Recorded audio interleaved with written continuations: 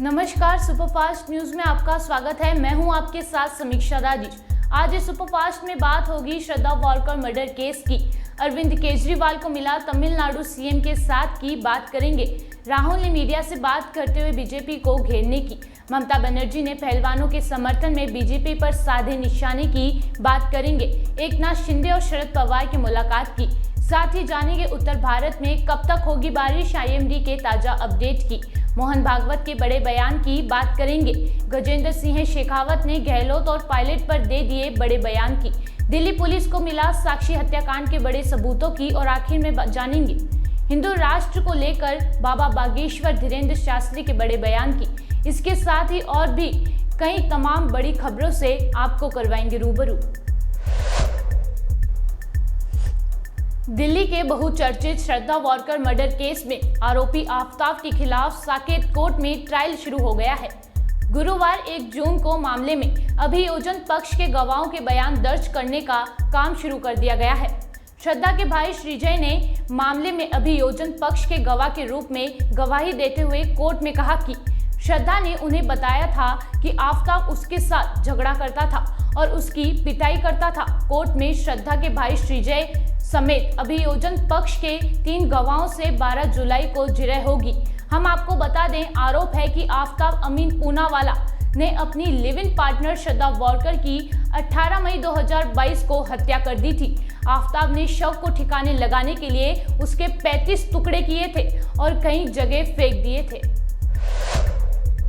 क्या हुआ कोर्ट में, क्या क्या बातें हुई, आप बता सकते हैं? हाँ बिल्कुल, एक्चुअली आज 3 जो इस केस में विटनेस हैं उनके स्टेटमेंट रिकॉर्ड हुए हैं, उनका चीफ हुआ है, जिसमें कि मनीष कुमार, कुसुमलता एंड जयश्री जो कि डिसीज पर्सन श्रद्धा वालकर के ब्रदर हैं। इन 3 लोगों का नेक्स्ट डेट ऑफ हियरिंग इसमें केस में 12 जुलाई, 17 जुलाई और 18 जुलाई है, जिसमें कि अलग अलग विटनेसेस को इसमें बुलाया गया है, समन इशू किया गया है। जी, ये आज जो एविडेंस रिकॉर्ड हुआ उसमें इससे आपको क्या उम्मीद है? देखिए, ट्रायल पर मैटर है, अभी चीफ हुआ है, अब इसमें क्रॉस होगा क्योंकि डिफेंस काउंसिल इसमें मेन जो पर्सन है वो प्रेजेंट नहीं थे, प्रॉक्सी काउंसिल था। तो नेक्स्ट डेट ऑफ हियरिंग पर इसमें क्रॉस होना है, 12 जुलाई की जो डेट है। तो इन सारी चीज़ों से आज जितना चीफ हुआ है, हमें पूरी उम्मीद है कि हमारे केस में इसमें डेफिनेटली जो आफ्ताब पूनावाला है उसका कन्विक्शन होगा, क्योंकि इसमें जो कुसुमलता है उसने देखा है, लास्ट टाइम उसने बताया है कि वो आई विटनेस है।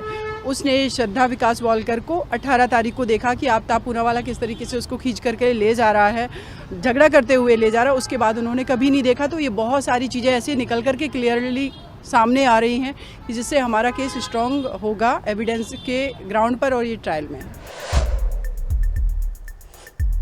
दिल्ली में अफसरों की ट्रांसफर और पोस्टिंग को लेकर सीएम और एलजी के बीच विवाद जारी है। इस मामले पर केंद्र की तरफ से लाए गए अध्यादेश के खिलाफ केजरीवाल पूरे देश में घूम घूम कर समर्थन जुटा रहे हैं। इसी कड़ी में अरविंद केजरीवाल गुरुवार को तमिलनाडु पहुंचे और सीएम के स्टालिन से मुलाकात की। केजरीवाल केंद्र के अध्यादेश के खिलाफ स्टालिन का समर्थन चाहते हैं। तमिलनाडु की इस यात्रा के दौरान केजरीवाल ने कहा कि संसद में अध्यादेश को सामूहिक रूप से हराना है, ये अलोकतांत्रिक और असंवैधानिक है। इस मुलाकात के बाद स्टालिन और केजरीवाल ने प्रेस कॉन्फ्रेंस की। इस दौरान केजरीवाल ने कहा कि मुख्यमंत्री स्टालिन ने आश्वासन दिया है कि डीएमके आप और दिल्ली के लोगों के साथ खड़ी रहेगी। और वहीं हम आपको बता दें, अरविंद केजरीवाल को अभी भी कांग्रेस के बॉस मल्लिकार्जुन खड़गे और कांग्रेस नेता राहुल गांधी के जवाब का इंतजार है और पूरा भरोसा है कि वो केंद्र के अध्यादेश पर साथ देंगे। देखें ये report.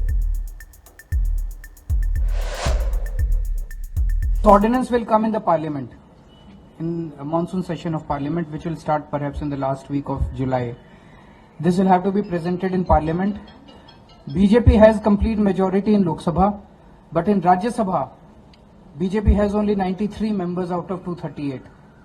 If all the non-BJP parties come together, we can defeat this bill in parliament.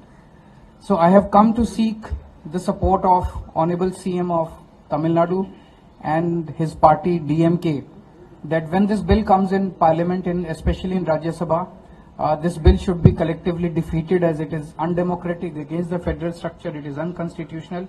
Together, all of us should defeat this bill. And I'm very grateful, sir, for he has extended all support to us. When this bill comes, DMK, he has assured us that DMK will stand by Aam Aadmi Party elected government in Delhi. The DMK will stand by the people of Delhi and they will help us in defeating this bill. They will vote against this. And I also appeal to all other, in the last few weeks, I've been going across all over the country seeking support of all other parties and we have got very favorable response.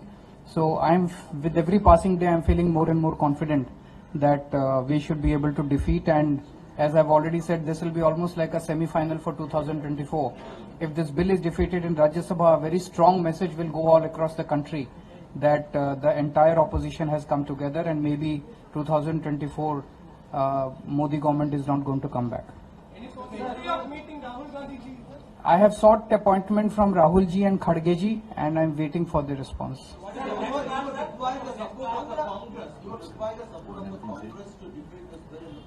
I am very confident that Congress should support this. There is no reason why Congress will not support it because this is undemocratic against the federal structure. Amid attempts to bring about a united opposition, how much are you willing to accommodate the Congress demand for a joint united opposition for 2024 Lok Sabha elections? We will not, as you all know that now all the opposition leaders are going to meet in the next few days. The dates and all are being worked out according to everyone's convenience. So there all the nitty-gritties will be worked out. Congress नेता राहुल गांधी इन दिनों America की यात्रा पर हैं। वो अपनी इस यात्रा में बीजेपी को घेर रहे हैं। उनकी इस यात्रा को लेकर भारत में राजनीति गरमाई हुई है। इसी कड़ी में उन्होंने वॉशिंगटन डीसी के नेशनल प्रेस क्लब में पत्रकारों के सवालों का जवाब देते हुए एक बार फिर से बीजेपी पर कड़ा प्रहार किया है। राहुल गांधी ने बीजेपी पर समाज में नफरत फैलाने का आरोप लगाया है। देखें ये report. That Modi's BJP engages in the politics of hatred and violence. Can you explain what you mean by this? I mean, it's explained in the sentence, right? They sort of generate a certain amount of hatred in society. They polarize society, and they are not inclusive. They don't embrace everybody. And they divide society. That's yeah, and that's damaging in my view to India, because India has always had a tradition of conversation, of openness. All our great leaders, spiritual, political, Mahatma Gandhi, Buddha, all of them promoted harmony, promoted peace, promoted conversation. So it's in our culture, it's in our history to sort of bring people together and have these dialogues. So that's I think it's a difference in ideology between us and the BJP. Mm-hmm. We feel India should be allowed to express itself, and we feel that political leaders should be comfortable in sort of being questioned. And should learn from that questioning. Mm-hmm. So, I mean, it's just a difference in viewpoint. Congress नेता ने अभिव्यक्ति की स्वतंत्रता को लेकर भी मोदी सरकार को घेरा। उन्होंने कहा कि मेरा मानना है कि सभी भारतीय लोगों को अभिव्यक्ति का अधिकार और धार्मिक स्वतंत्रता का अधिकार है। What are your concerns with regard to the use of the citizenship law to expel Muslim Indians who have lived in India for generations? How would you handle things differently? I think all Indian people, right, have a right to expression. All Indian people have a right to religious freedom. All Indian communities should feel free to express themselves. So I don't differentiate between any community, any caste. I think India, as I mentioned just now, is a conversation, and the freer and more open that conversation, the more powerful India becomes. Rahul Gandhi ने कहा कि भारत के पास पहले से ही बहुत मजबूत व्यवस्था है। हालांकि ये प्रणाली कमजोर हो गई है, लेकिन ऐसा नहीं है कि सिस्टम मौजूद नहीं है। अगर लोकतांत्रिक व्यवस्था को बढ़ावा दिया जाए तो कई मसले अपने आप सुलझ जाएंगे। If your party were to return to power, what changes would it seek to implement to ensure the rights of minorities in India? I mean, India has a very robust system already in place. That system has been weakened, right? But it's not that that system doesn't exist. If the conversation, the democratic conversation is allowed to be fostered, then these issues will settle themselves.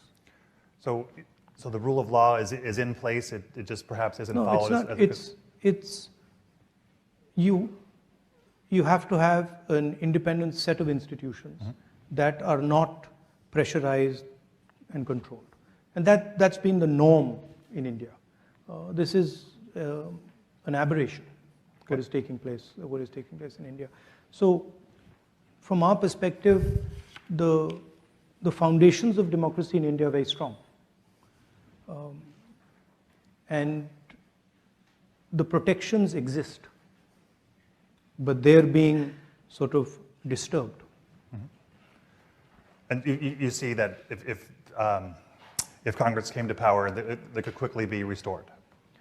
I mean, quickly, I don't know, but the Congress Party is the institution that conceptualized them in the first place, right? So we don't view them as our institutions. We view them as institutions of the state, and so we ensured that there was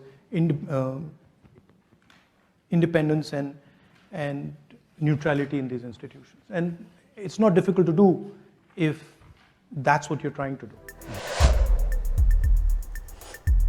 पहलवानों के प्रदर्शन के बीच कांग्रेस के बाद TMC ने BJP को निशाने पर लिया है। पश्चिम बंगाल की सीएम ममता बनर्जी ने कोलकाता में 1 जून को कैंडल मार्च निकाला। ममता दीदी ने पहलवानों से कहा कि ये जिंदगी और सच की लड़ाई है। ममता बनर्जी ने पुलिस की कार्यवाही पर सवाल उठाए हैं और कहा कि हमें अपने देश के पहलवानों पर गर्व है।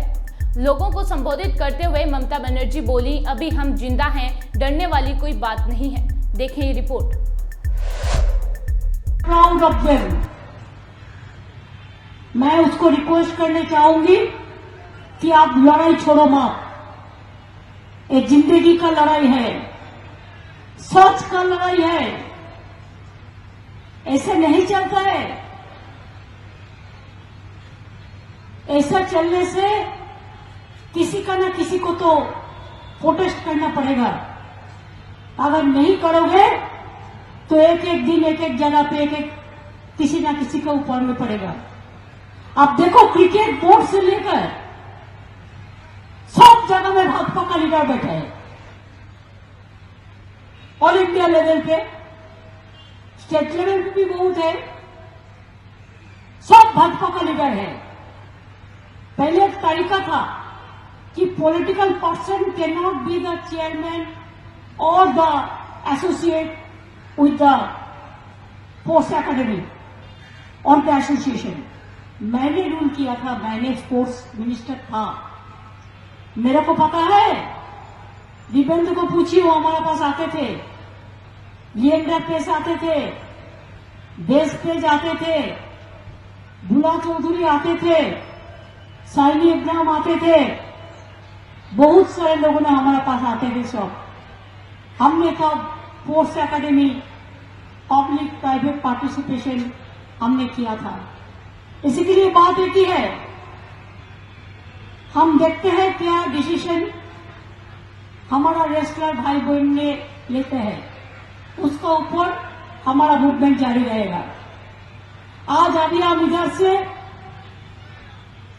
मोमबत्ती जला के हम गांधी मूर्ति का पास जाएंगे और इसका बाद हम देखते हैं रेसलर लोग क्या सोचते हैं। उनको डिसीजन लेने के बाद हमने एक हमारा एमपी टीम भेजा था। पहले हम बात भी किया उससे, हम फिर हमारा टीम भेजने के लिए तैयार है। किसी का ना किसी का तो somebody is to build the cat, किसी के ना किसी को तो रास्ता उतारना जरूरी है। इसी के लिए रास्ताয় उतारना जरूरी है। और रेसलर को सपोर्ट के लिए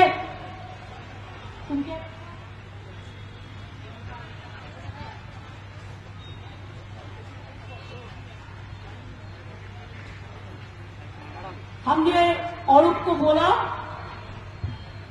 मेरे को जो चीफ मिनिस्टर का कोटा है वैसा नहीं, और मिनिस्टर को मिलता है 3-3 करके साल में।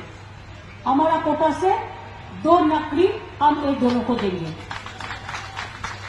हम नेक्स्ट वीक में कर देंगे टू सपोर्ट देयर कॉज। अब इसी क्या बोलता है, कुछ मिला नहीं, मिलेगा कैसे? भूकंप होने का बाद अब 10 साल बाद उधर में जाओ तो आपको पेड़ देखना पड़ेगा, नहीं तो पानी देखना पड़ेगा, नहीं तो तोड़ना हुआ है कुछ देखना पड़ेगा। इंसिडेंट कब हुआ? और आज आप कहते हैं हमको एविडेंस नहीं मिला। आपका एविडेंस तो भाजपा है, भाजपा जो बोलेगा आप वही करेगा। आपका एविडेंस देश का गौरव नहीं है, देश के लिए नहीं है, देश के कन्वर के लिए नहीं है।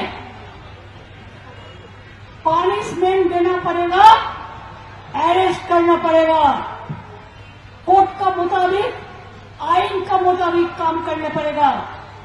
अगर नहीं करोगे तो हम लोग भी जिंदा है, हम लड़ेंगे। आप क्या करेंगे?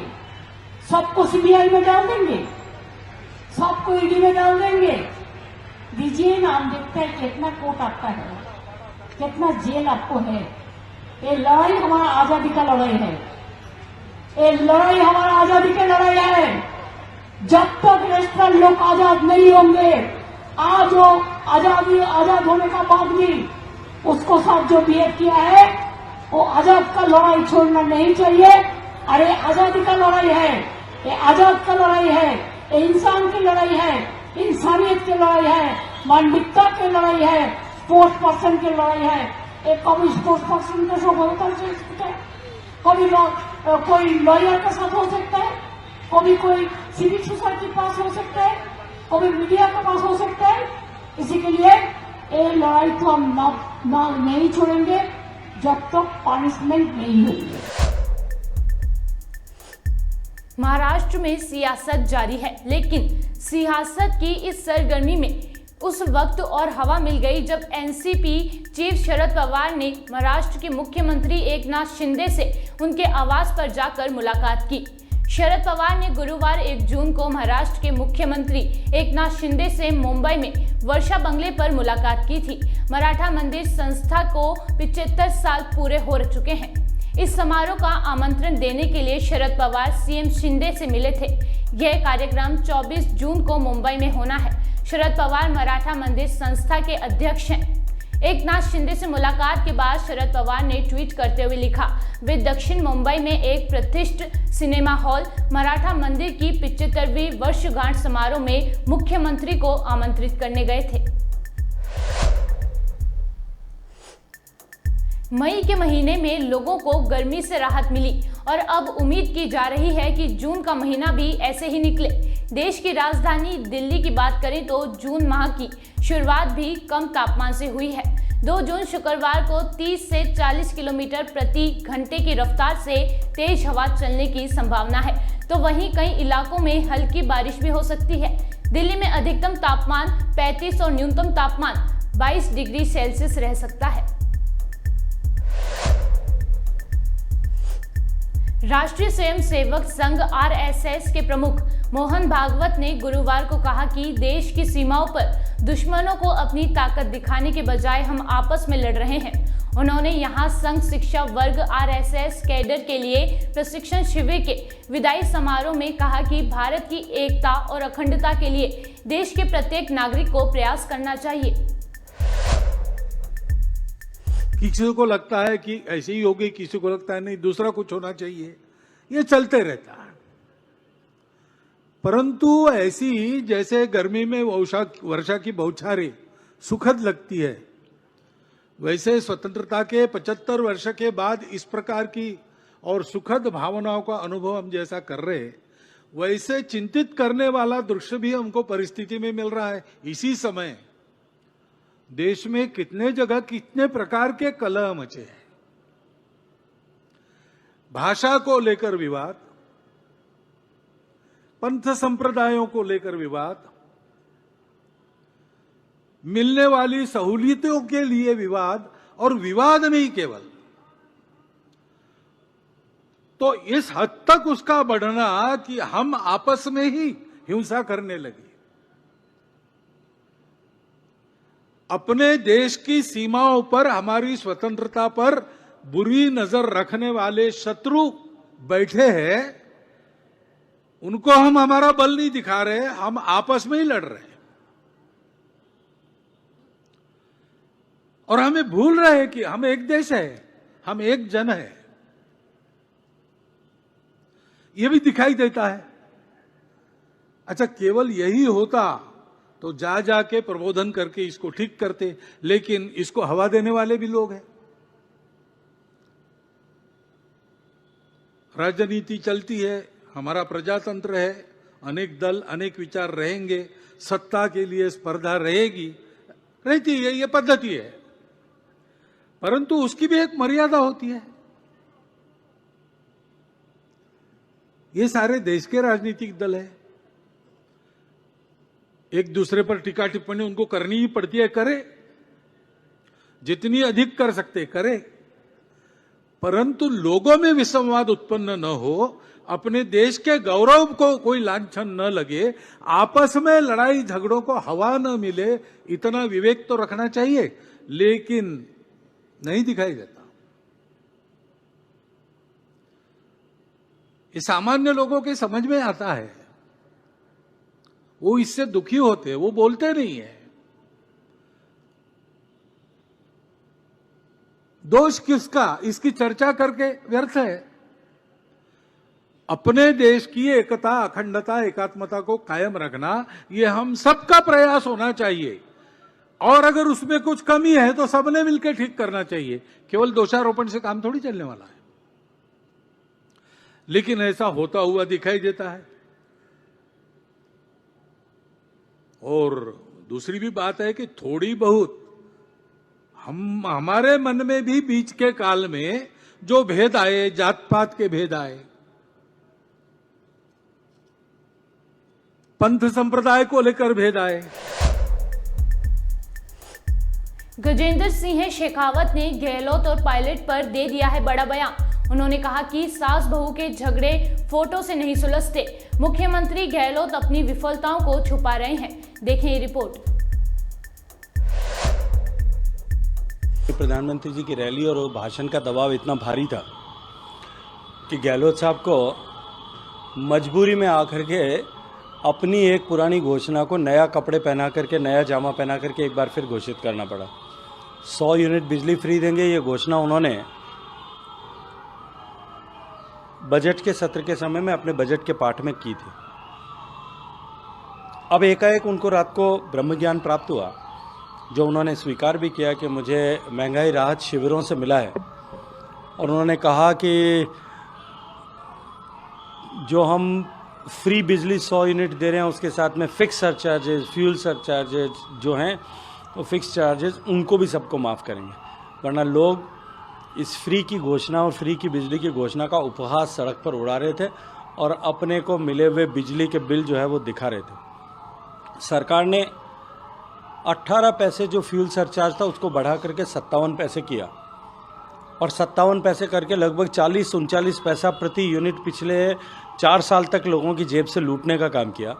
और अब उनको जो है उस फ्यूल सरचार्ज से राहत देने की घोषणा करके, और वो भी मात्र 200 यूनिट वाले तक वाले लोगों को घोषणा करके, मुझे लगता है कि लोगों को अपनी विफलताओं को स्वीकार करके खुश करने के लिए इस तरह के काम कर रहे हैं। मल्लिकार्जुन खड़गे कहते हैं कि जब प्रधानमंत्री अपने मंत्रालय, अपने केंद्र सरकार के द्वारा लोगों को चीज़ें देते तो तब कोई बात नहीं, पर अगर हम चाहे कर्नाटक में प्रॉमिस करें, कहीं और प्रॉमिस करें, तो बीजेपी को क्या दिक्कत है?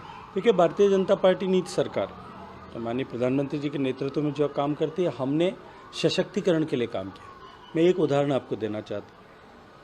किसान को 6,000 रुपये किसान सम्मान निधि दी।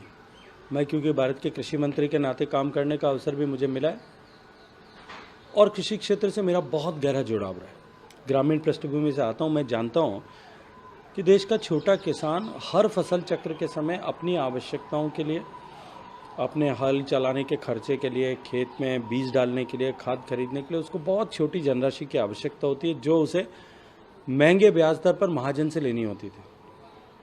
प्रधानमंत्री जी ने किसान के सशक्तिकरण के लिए उसको सम्मान निधि के रूप में 6,000 रुपये देना प्रारंभ किया।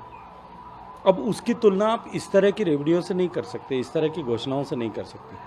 सशक्तिकरण और तुष्टिकरण का फर्क निश्चित रूप से हमको देखना और समझना होगा। वहाँ के मंत्री वो कहते हैं कि दर्शाता है कि भाजपा बिल्कुल खत्म होने के कगार पे है राजस्थान में। नहीं, कांग्रेस ने इतिहास से लेकर के आज तक इतनी तरह के घोटाले किए, इतनी तरह के भ्रष्टाचार किए, और पिछले 4.5 साल में कांग्रेस की सरकार का जो फेलियर है, हर मोर्चे पर जिस तरह से सरकार विफल हुई है, और वो विफलता जो कांग्रेस को, कांग्रेस की सरकार को, कांग्रेस के डीएनए से मिली है, मुझे लगता है कि उसके बारे में चर्चा करना तो अब अवश्यंभावी हो गया है।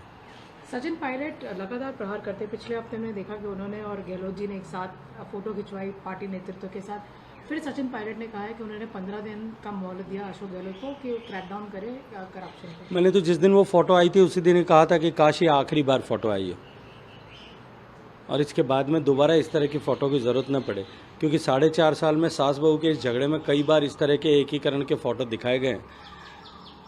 जब मनों के भेद हो जाते हैं तब इस तरह के फोटो जो है ऑप्स ये कारगर नहीं रह पाते। अशोक गहलोत जी के बारे में क्या कहना चाहते हैं? एक तरफ वो अंदरूनी लड़ाइयों से भी लड़ रहे हैं, दूसरी तरफ से जिस तरह से उनका हाल ही में बयानबाजी रही है और जिस तरह से उन्होंने उल्टा बजट भी एक बार पढ़ दिया था, क्या लगता है कि वो एक नर्वस है या उनको ही इज गेटिंग ओवरपावर्ड और consumed by that Sachin Pilot factor? देखिए, मुझे लगता है कि अपनी सरकार की विफलताओं से उनके मन में हताशा है, निराशा का भाव भी है।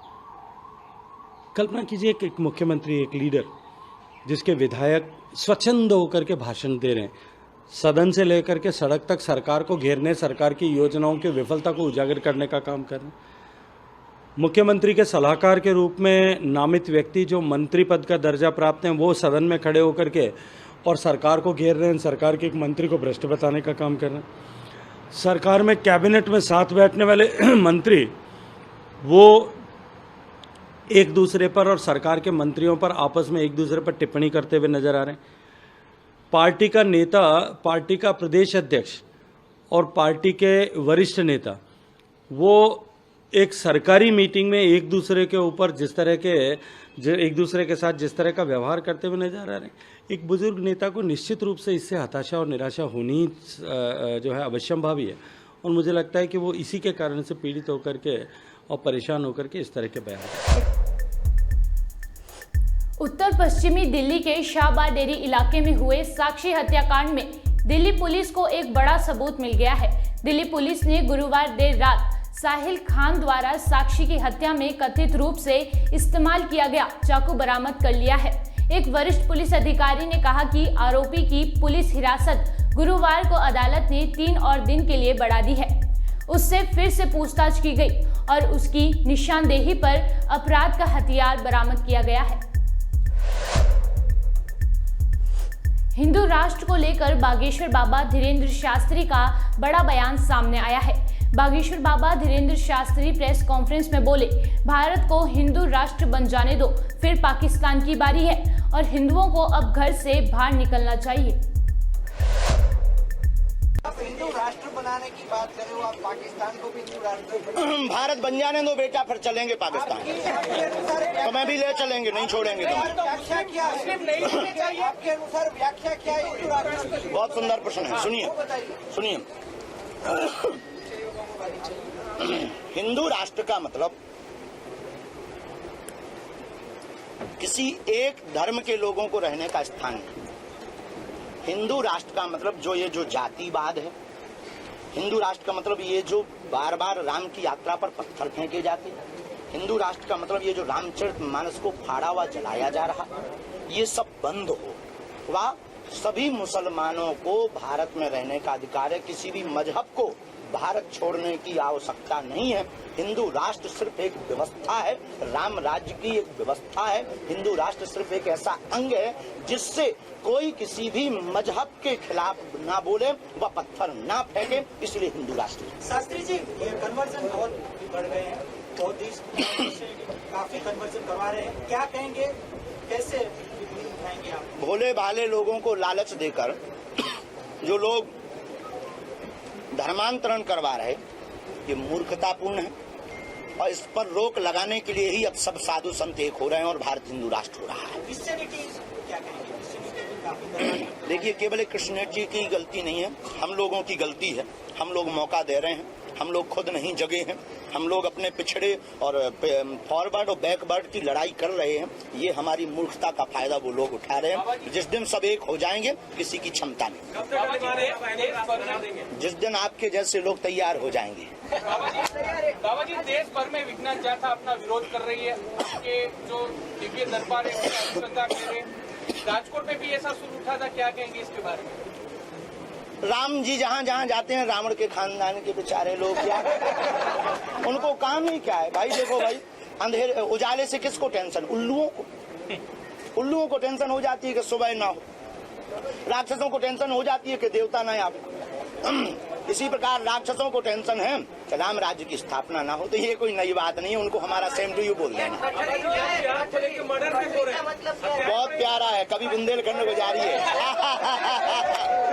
जो राम के नहीं, उनकी ठटरी इधर है। झारखंड में, बिहार में एक मॉडल के साथ ऐसा हो रहा, दबाव बनाया जा रहा है, कैसे रुकेगा दबाव? कैसे? जो साक्षी बेटी का बहन का हुआ, हमारे देश का दुर्भाग्य है। वह कृत्य वीडियो देखकर हमारा हृदय विदीर्ण हो गया। लोग हमसे कहते हैं कि आप विवादित बातें करते हो, विवादित बोलते हो। हमारी बहन बेटियों के साथ जब ये अत्याचार होता है तो खून खौलता है। लोग हमसे कहते हैं कि आप ऐसी उल्टी बातें क्यों कहते हो? अगर भारत अब हिंदू राष्ट्र ना हो तो कब हो? जब तक हिंदू राष्ट्र नहीं होगा तब तक ये लव जिहाद, तब तक ये धर्मांतरण, तब तक ये राम की यात्रा पर पत्थर, तब तक ये वो पालघर महाराष्ट्र के संतों के ऊपर पत्थर फेंकना, उनको बर्बरता के साथ मारना, मंदिरों को नष्ट करना, हमारी प्राचीनता के साथ खिलवाड़ करना, तब तक बंद नहीं होगा। इसलिए अब हिंदुओं को केवल व्हाट्सएप नहीं खेलना चाहिए, घर से बाहर निकलना चाहिए।